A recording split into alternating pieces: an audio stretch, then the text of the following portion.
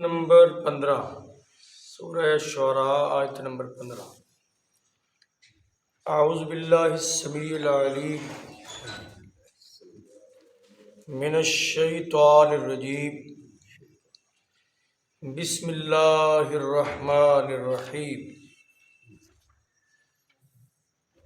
قالا کلا فاذهبا بآیاتنا انا معکم مستمعون فاتیا فرعون فقولا انا رسول رب العالمین ان ارسل معنا بنی اسرائیل۔ صدق اللہ العظیم۔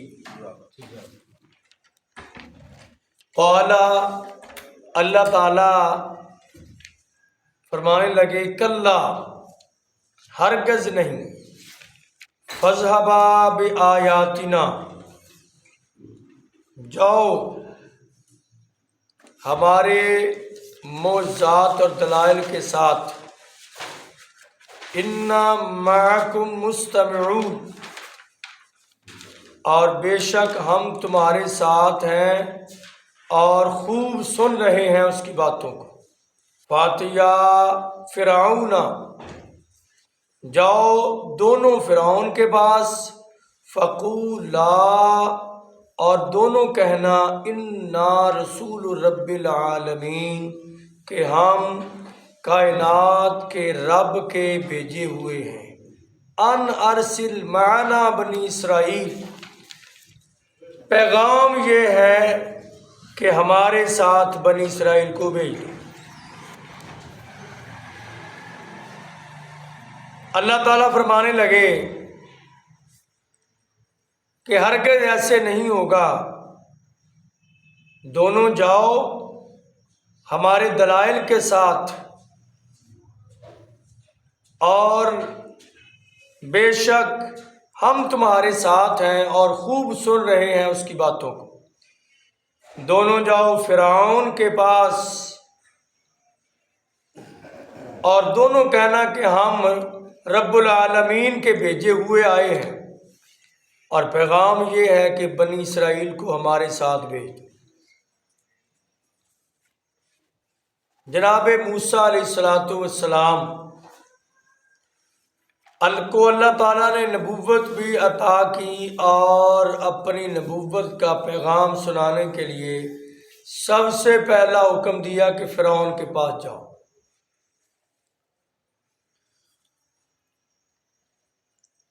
تو جناب موسیٰ علیہ السلام نے اپنے خدشات کا اظہار کیا کہ فرعون چرب لسان ہے اور باغی ہے، سرکش ہے، تو اس کے پاس اکیلے جانے کا شاید فائدہ نہ ہو، لہٰذا میرے ساتھ میرے بھائی کو بھیجو، اسے نبی بناؤ، میرا وزیر بناؤ، اور میرا مشیر بنا کر میرے ساتھ بھیجو۔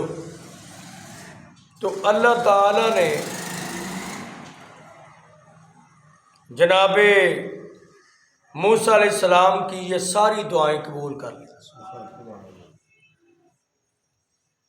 اور خوشخبری یہ سنائی کہ یہ خدشہ ہے اے پیغمبر کہ کہیں وہ قتل نہ کر دے۔ کلا، ہرگز نہیں، ایسے نہیں ہو سکتا، اس لیے نہیں ہو سکتا کہ انا معکم، میں رب کی مدد تمہارے ساتھ ہے۔ جب تک اللہ کی مدد تمہارے ساتھ ہے، تمہارا کوئی نقصان فرعون ہرگز نہیں کر سکتا۔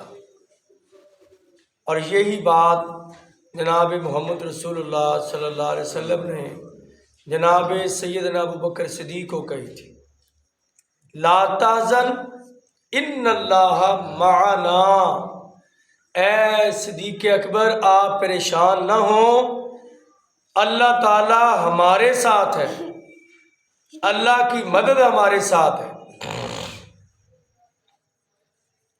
تو یہ نیک لوگوں کا وتیرہ ہے، ان کے ایمان کی یہ نشانی ہے، وہ سمجھتے ہیں کہ ہم جب اللہ کے لیے نکلے ہیں، اللہ کے راستے میں نکلے ہیں، تو اللہ کبھی ہمیں ضائع نہیں کرے گا، اللہ کی مدد ہمارے ساتھ ہے۔ اور یہ کلا جو ہے نا، یہ نفی کے لیے آتا ہے، لا نفی کے لیے آتا ہے، اور کلا جو ساتھ کل، اس کے ملنے سے نفی میں اور تاکید آ جاتی ہے، جیسے کلا سوف تعلمون، ثم کلا سوف تعلمون۔ بالکل ایسے نہیں جو سمجھتے ہیں نا کہ یہ مال ہمیشہ جمع رہے گا، مال کو گن رہے ہیں، یہ ہمیشہ نہیں رہے گا۔ کلا سوف، ان قریب تمہیں سمجھ آ جائے گا کہ مال کتنی بے وفائی کرنے والا ہے۔ یہاں بھی اللہ یہ فرماتے ہیں کلا، ہرگز نہیں، اے میرے موسیٰ، فرعون اور فرعون کی فوج آپ کو ہاتھ بھی نہیں لگا سکتی۔ فَاذْهَبَا، دونوں جاؤ، بِآیاتِنَا۔ عربی گرامر میں یہ ایک الگ چیز ہے۔ عام گرامروں میں ایک ہوتا ہے واحد، ایک جمع کا صیغہ ہوتا ہے، لیکن عربی گرامر میں تین ہے، ایک واحد، ایک جمع اور ایک تثنیہ۔ تثنیہ کا معنی ہوتا ہے دو، دو کا صیغہ یہ صرف اور صرف عربی زبان میں ہے اور کسی زبان میں نہیں۔ عام زبان میں تو یعنی واحد جمع، واحد جمع بس، لیکن عربی میں واحد بھی ہے، جمع بھی ہے، تثنیہ بھی ہے۔ تثنیہ کا معنی ہوتا ہے دو کے لیے۔ فَاذْهَبَا، دونوں جاؤ، دونوں جاؤ، بِآیاتِنَا، آیت کی جمع ہے۔ آیت کا معنی ہم نے بتایا تھا ہی العلامت الظاہرہ، آیت کہتے ہیں واضح نشانی کو، اللہ کی طرف سے جو واضح علامات اور نشانیاں تھیں وہ لے کر تم جاؤ اور اس کے پاس جاؤ۔ انا یہ تاکید ساتھ جمع کا صیغہ بعد متکلم کا، بے شک ہم، جمع متکلم کا، معکم، تمہارے ساتھ، معیت، مدد والی معیت۔ بعض لوگوں نے اس کا معنی غلط لے لیا کہ ہر بندے کے ساتھ اللہ ہے۔ اللہ کی ذات تو آسمان کے اوپر عرش معلیٰ پر بحیثیت ذات، لیکن مدد وہ اللہ تعالیٰ کی ہر ایک کے ساتھ ہے جو اللہ کے نیک بندے ہیں، اور خصوصاً خاص اللہ کے جو انبیاء کرام، اولیاء کرام، ان کے ساتھ اللہ کی مدد ہر وقت ہوتی ہے۔ مستمعون، یہ ایک ہوتا ہے سامع یسمع سے مسمعون، سننے والا، ایک ہے مستمعون، غور سے سننے والے۔ یعنی فرعون کے پاس تم جاؤ گے اور فرعون آگے سے اگر کوئی باتیں ایسی ترش یا کوئی گڑبڑ والی کرے گا تو ہم اس کی باتیں دھیان سے سنیں گے، ہم اس کا یعنی نوٹس لیں گے۔ اس کی باتیں ایسے ہی نہیں کہ جو کہہ دے گا کوئی اس پر نوٹس لینے والا نہیں، جو کہے گا ایک ایک بات ریکارڈ میں ہے اور اس سے باز پرس ہوگی۔ فاتیا، دونوں جاؤ فرعون کے پاس۔ فرعون ہم نے پڑھا، فرعون یہ ایک لقب ہے، نام نہیں کسی کا، لقب ہے مصر کے بادشاہوں کا، اور یہاں ویسے مراد وہ ہے جو موسیٰ علیہ السلام کے مقابلے میں آیا تھا۔ تو انا رسول رب العالمین، رسول کی جمع رسول آتی ہے، اور رسول ایک تو معروف معنوں میں ہے، پیغمبر کو کہتے ہیں، رسالت بھی اسی سے لفظ ہے، اور اس کا لفظی معنی ہوتا ہے بھیجنا، بھیجا ہوا، جس کو بھیجا جائے، فرستادہ، پیغام بر، ہمارا پیغام بر فارسی کا لفظ ہے، پیغام پہنچانے والا۔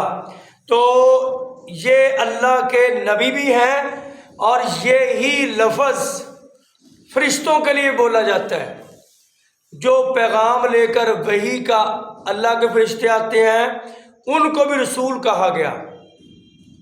انما انا رسول ربک لأہب لک غلاما زکیہ، جناب ماں مریم کے واقعہ میں رسول و رب کا، تیرے رب کا رسول ہوں، مانا تیرے رب کی طرف سے بھیجا ہوا ہوں۔ رب العالمین سب جہانوں کا۔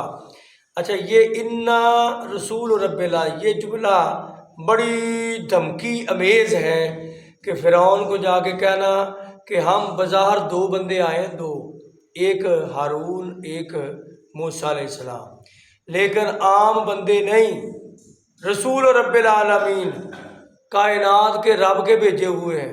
ایک آ جائے نا چوکی سے بندہ، سٹی تھانے سے ایک بندہ آ جائے، ایس ایچ او صاحب بلاتے ہیں، اس بندے کو نہیں دیکھتے، پیغام دیکھتے ہیں بلاتا کون ہے۔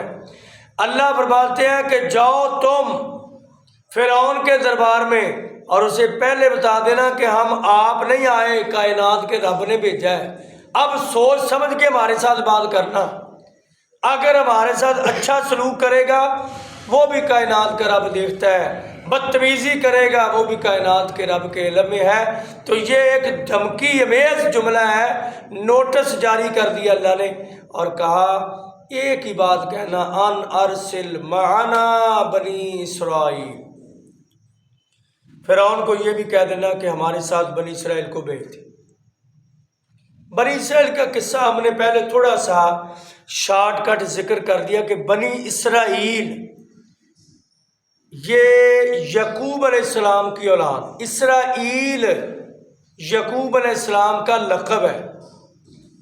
یعقوب علیہ السلام بیٹے ہیں اسحاق علیہ السلام کے، اسحاق علیہ السلام بیٹے ہیں ابراہیم علیہ السلام کے، یعقوب پوتے ہیں جناب ابراہیم علیہ السلام کے، نام یعقوب ہے۔ یعقوب کا معنی ہوتا ہے بعد میں آنے والا۔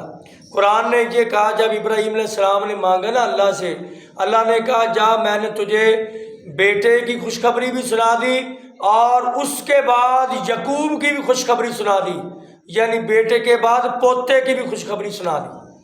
اب ان کا ایک لقب تھا اسرائیل، اسرائیل کا معنی ہوتا ہے عبداللہ، اللہ کا بندہ۔ تو ان کی اولاد جو تھی نا جناب یعقوب علیہ السلام کی، وہ بن گئی بنی اسرائیل۔ بنی منع اولاد، بیٹے بیٹیاں، اسرائیل کی اولاد یعنی کس کی اولاد؟ یعقوب علیہ السلام کی اولاد۔ اب یعقوب علیہ السلام کی جو اولاد تھی وہ ساری بنی اسرائیل کروا رہی تھی۔ ان کا مسکن، ان کا علاقہ کون سا تھا؟ فلسطین، ملک شام۔ اور یہاں سے جناب یوسف علیہ السلام ہجرت کر کے اور ان کا خاندان چلا گیا تھا مصر میں، اور مصر میں فرعون نے ان کو اپنا غلام بنا لیا تھا۔ 400 سال تک ان کو اپنی غلامی میں فرعونیوں نے رکھا، مصر کے بادشاہوں نے۔ تو موسیٰ علیہ السلام کو اللہ نے کہا کہ ان کو آزاد کرواؤ، اور آزاد کروا کے تم لے جاؤ پھر فلسطین میں جہاں اللہ کا گھر ہے زمین پر دوسرا۔ تو یہ جا کر پیغام سناؤ فرعون کو کہ اچھی بات یہی ہے کہ میرے ساتھ میری قوم کو بھیج دو۔ وہ قرآن نے ذکر کیا، لمبا واقعہ ہے، وہ بنی اسرائیل کے جتنے بچے پیدا ہوتے ان کو ذبح کر دیتا، اور جو بچیاں ہوتی ان کو زندہ چھوڑ دیتا۔ وہ نوجوان بچیاں ایسے بے سہارا پھرتی، شادی کے لیے کوئی جوان نہ ملتا، اور معصوم پیدا ہوتے بچوں کو ماؤں کے سامنے دردناک حالت میں ذبح کر دیا جاتا، اور ان کی عورتوں کو گھروں میں نکرانیاں رکھا جاتا، اور ان سے بہت زیادہ سختی سے کام لیا کرتے تھے یہ فرعونی۔ ان کا دوسرا نام تھا فرعونیوں کا قبطی، قبطیوں کا خاندان۔ تو اللہ نے ان ظالموں سے ایمان والوں کو نجات دلوانے کے لیے ایک پیغمبر کو بھیجا، اور وہ تھے جناب موسیٰ علیہ السلام۔ تو یعنی ظالم جو بھی آتا ہے ظلم کو مٹانے کے لیے اللہ بندہ ایک بھیج دیتے ہیں، یہ اللہ کا قانون ہے۔ ظلم جتنا بھی بڑھ جائے آخر مٹ جاتا ہے، اس کی ایک لمٹ ہوتی ہے، ایک اس کا پیمانہ ہوتا ہے، اس سے آگے نہیں بڑھ سکتا۔ تو اللہ تعالیٰ نے اس لیے بھیجا تھا کہ بھیج دو، وہ جلدی مانا نہیں، لیکن اللہ تعالیٰ کا قانون اور فیصلہ وہ حق ثابت ہوا، اور اسی وجہ سے یہودیوں نے اپنا نام اسرائیل اپنے ملک کا نام بھی رکھا۔ وہ کہتے ہیں کہ ہم وہ ہیں، حالانکہ ہیں وہ بدماش، اور وہ ہیں جو فرعونی تھے۔ ان کے اندر صفتیں فرعونیت والی ہیں. یہ پیغمبروں کی اولاد کہلوانے والے ضرور ہیں، مگر ان کے اندر جو صفتیں ہیں وہ فرعونیوں والی ہیں، بدمعاش ہیں، بدکماش ہیں. اور یہ تازہ ترین جو دھمکی دی ہے کہ فلاں علاقے کو صفحہ ہستی سے مٹا دیا جائے، ایسی باتیں بدمعاشی شروع سے کرتے آئے ہیں. اللہ تعالیٰ ان کو غرق کر.